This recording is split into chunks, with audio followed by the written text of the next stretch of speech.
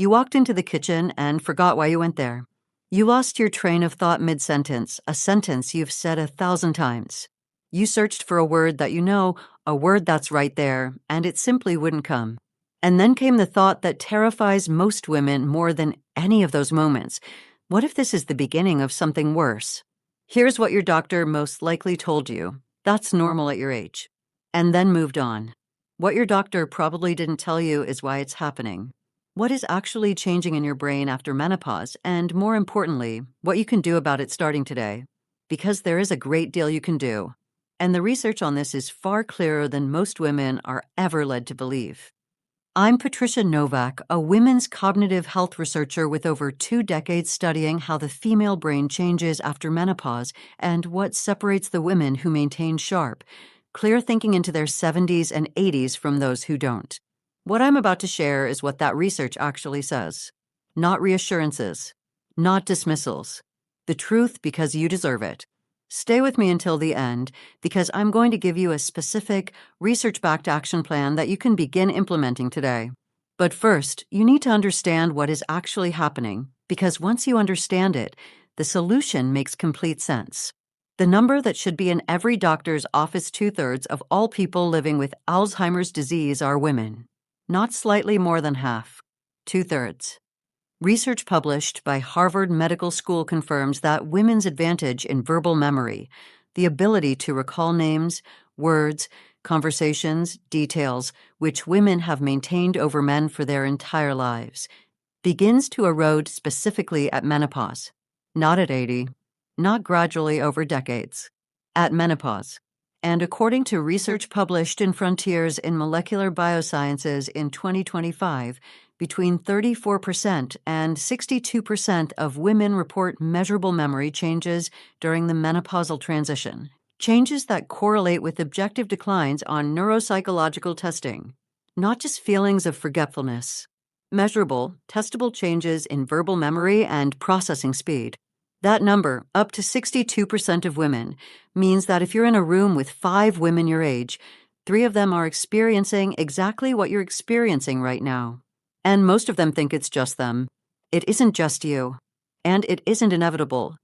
But to understand how to address it, you first need to understand what's actually driving it.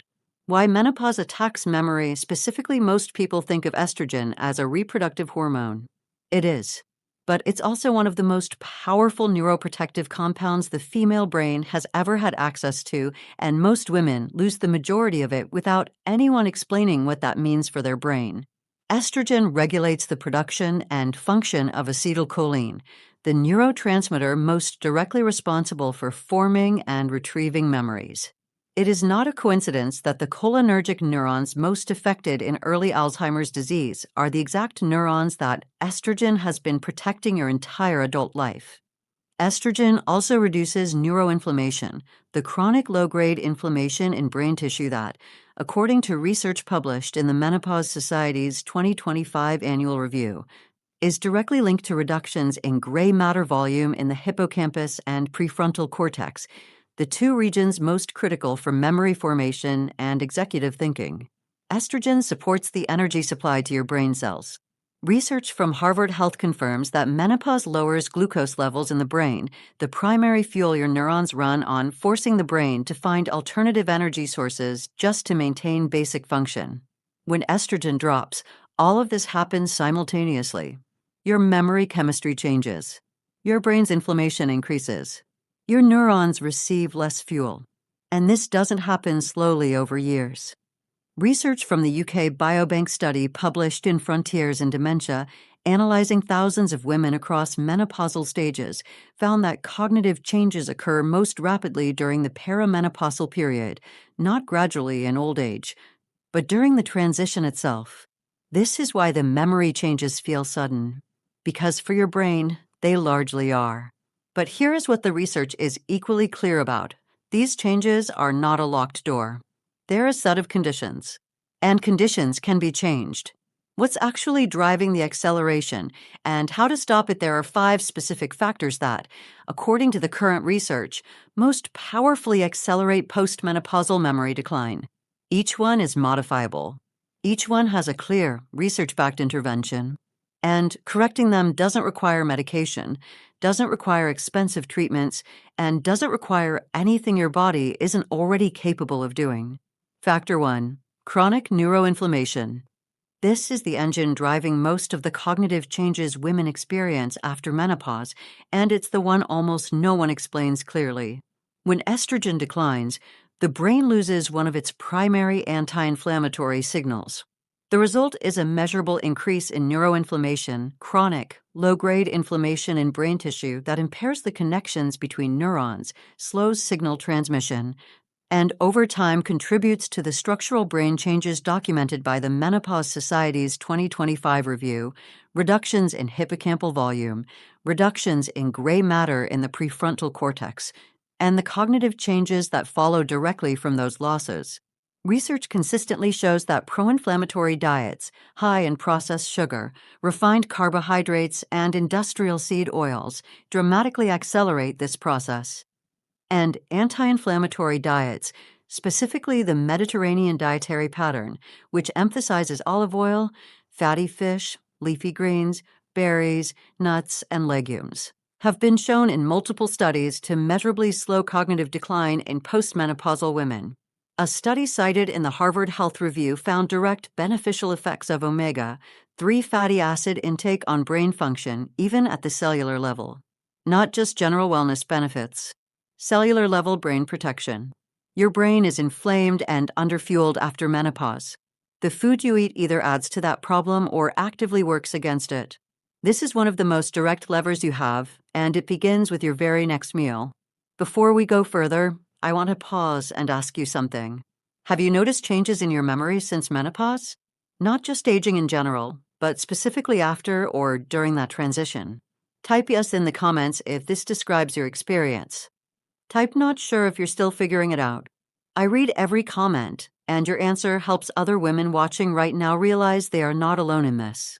Factor 2. Disrupted deep sleep. This one connects to everything else, and most women don't realize how directly their sleep quality is tied to their memory specifically, not just their energy. During deep sleep, your brain activates the glymphatic system, the biological process that clears toxic proteins, including amyloid beta, the protein most associated with Alzheimer's disease, from brain tissue. This clearing process is most active in the deepest stages of sleep, between roughly 11 p.m. and 3 a.m. After menopause, deep sleep stages shorten naturally.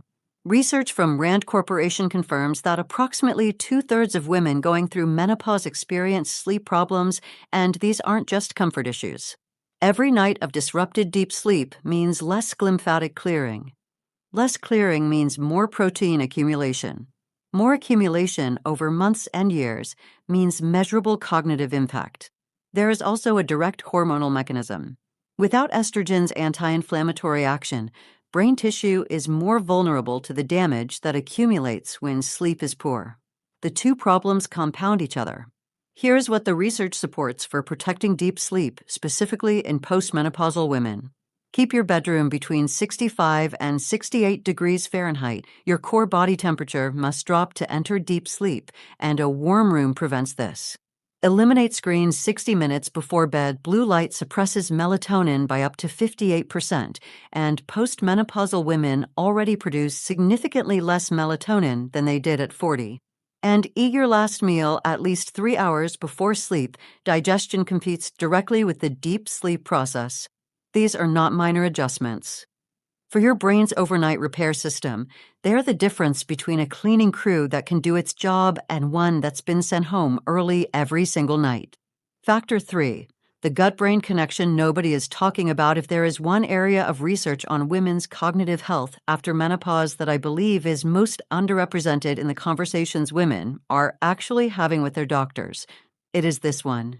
The gut and the brain communicate directly through what researchers call the gut-brain axis, a two-way communication highway involving the vagus nerve and the microorganisms in your digestive system that produce neurotransmitters, including a significant portion of your body's serotonin and GABA, the calming neurotransmitter that also regulates the depth and quality of your sleep. Research published in Frontiers in Immunology in 2025 confirmed that the decline in estrogen following menopause directly alters the composition of the gut microbiome, reducing the diversity of beneficial bacteria and increasing bacteria associated with systemic inflammation, the same inflammation that is simultaneously increasing in your brain. A systematic review published in the International Journal of Molecular Sciences, analyzing over a decade of research on the microbiome and cognitive function, found consistent and significant differences in gut microbiome composition between individuals with cognitive impairment and those with healthy cognitive function. The gut is not separate from the brain. It is actively contributing to what happens in it. Increasing dietary fiber through vegetables, legumes, and whole grains supports microbiome diversity. Fermented foods, kefir, plain yogurt, sauerkraut introduce beneficial bacteria directly. Reducing processed sugar removes the primary fuel source for the inflammatory bacteria that have been expanding in your gut since menopause. And here is something I want to share, not as a recommendation to buy anything, but as an honest observation from years of reviewing this research. For many women over 65, dietary changes alone are meaningful but not sufficient. The microbiome disruption that follows years of postmenopausal hormonal changes often requires more targeted support than food alone can provide. I've carefully reviewed the research on natural supplements formulated specifically to address the gut-brain connection in postmenopausal women, and I found one that addresses this with ingredients the research actually supports. I'll put the link in the description, not because I want you to purchase something, but because I genuinely wish more women had access to this information earlier. Look at it, read the ingredients, and make your own decision. Factor 4. Chronic stress and elevated cortisol. This factor is uniquely damaging for postmenopausal women, and the reason is biological, not psychological. When estrogen was present, it acted as a natural buffer against cortisol's effects on the brain. Estrogen helped regulate the stress response, protecting the hippocampus, the brain's primary memory center, from the damaging effects of chronic cortisol elevation. After menopause, that buffer is gone. Research published in the International Journal of Geriatric Psychiatry from Johns Hopkins researchers found that women who experienced ongoing chronic stress showed measurably greater decline in word recall and memory recognition compared to women without those stressors, and critically, this association was significantly stronger in women than in men. The same stress, a different brain response, because the protective hormonal buffer is no longer there. When cortisol is chronically elevated, it physically reduces hippocampal volume over time. It impairs the formation of new memories. It disrupts sleep, which disrupts lymphatic clearing, which accelerates protein accumulation. One factor feeds every other factor on this list. The most evidence-supported non-pharmacological intervention for chronic cortisol reduction is consistent daily breath work, specifically the extended exhale technique. Breathe in through the nose for 4 counts. Hold for 4. Exhale through the mouth for 6 counts. The extended exhale activates the parasympathetic nervous system, your body's rest and repair state, and measurably lowers cortisol when practiced consistently for 5 minutes daily. This is not a wellness trend. This is a neurologically documented mechanism. And it costs nothing. I think about Ruth, a 69-year-old retired librarian who came to me because she was losing names. Not occasionally. Consistently. People she'd known for years. She was also a natural worrier, carrying chronic low-level anxiety that she had managed her whole life, but that had become significantly worse after menopause. She described it as her internal volume being turned up. I explained to her what had changed biologically, that the hormonal buffer that had been managing that internal volume for decades was no longer there. This wasn't a personal failure. This was a physiological shift that required a physiological response. She began 5 minutes of breath work every morning and every night before sleep. 8 weeks later, she told me the name finding had improved measurably. She said, "I feel like I got the volume knob back." That wasn't placebo. That was her parasympathetic nervous system doing its job for the first time in years, without estrogen competing with cortisol in the background. If this channel is giving you information you wish you'd had sooner, I want to ask you to subscribe right now. Every week, I publish research-backed content specifically designed for women navigating the years after menopause, the years your body changes most, and the years your doctors are least likely to explain clearly. Hit subscribe and the bell so you don't miss what's coming next. Factor 5. Physical inactivity. This is the most evidence-dense intervention in the entire field of cognitive aging and the most frequently underestimated by the women who need it most.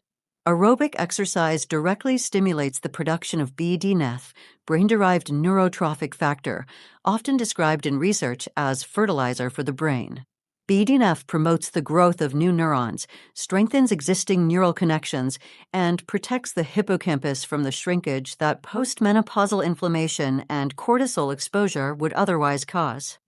Harvard Health's review of women's brain health after menopause explicitly identifies physical exercise as having direct beneficial effects on brain function at the cellular level, not just general wellness, but cellular neurological protection. The Finger Trial, a landmark 2-year multi-domain intervention study published in The Lancet, found that a combination of exercise, dietary improvement, cognitive engagement, and vascular risk monitoring significantly reduced cognitive decline rates in at-risk older adults.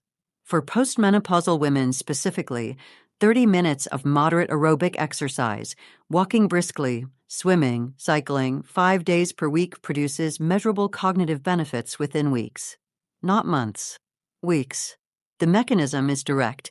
Exercise raises BDNF, BDNF protects and grows hippocampal neurons, and a larger, healthier hippocampus means better memory formation and recall. This is not metaphor. This is anatomy. The single most common thing I hear from women who start exercising regularly after 65 is some version of, "I feel sharper." They're sharper. Their BDNF went up. Their hippocampus responded. Their brain is functioning better because they gave it the one input it has always been designed to respond to. Your action plan. Starting today, you've just learned the 5 factors most powerfully driving postmenopausal memory decline, neuroinflammation, disrupted deep sleep, the gut-brain disconnect, chronic cortisol elevation, and physical inactivity. Each one compounds the others. But when you address them, the protective benefit compounds in exactly the same way. Here is what the research supports. Beginning today, this week, add 1 anti-inflammatory food to every meal, a handful of berries, a tablespoon of olive oil, a serving of fatty fish. Small additions that shift your dietary pattern in the direction your brain needs. This week, move your bedtime 15 minutes earlier and lower your bedroom temperature to 66 or 67 degrees. These 2 changes alone will begin improving your deep sleep quality within days. This week, begin 5 minutes of breath work before sleep. For counts in, hold 4, 6 counts out. Every single night. Your cortisol will begin to respond within the first week. This week, commit to a 20-minute walk 5 days out of 7. Not for your weight, not for your cardiovascular health, for your hippocampus, for your memory, for the clarity you deserve. These are not large changes. They're precise ones. And the research is clear that precision matters more than intensity when it comes to protecting the female brain after menopause. What I want you to take from this, the memory changes you are experiencing after menopause are real. They are biological. They are not a sign that your mind is failing or that dementia is inevitable. They are a sign that your brain is navigating a profound hormonal transition without the tools it had for decades, and that it needs specific support to do that well. You now know what that support looks like. You know why it works. And you know where to start. What you do with that knowledge begins today. Now I want to hear from you. Which of these 5 factors do you think has been most affecting you? Tell me in the comments. Your answer may be exactly what another woman needs to read to take her first step. And if there is a woman in your life, a friend, a sister, a neighbor who is quietly struggling with these same changes and wondering if something is wrong with her, share this video. You may be giving her the one thing her doctor never did, a real explanation. Your brain is not giving up on you. Don't give up on it. I'll see you in the next video.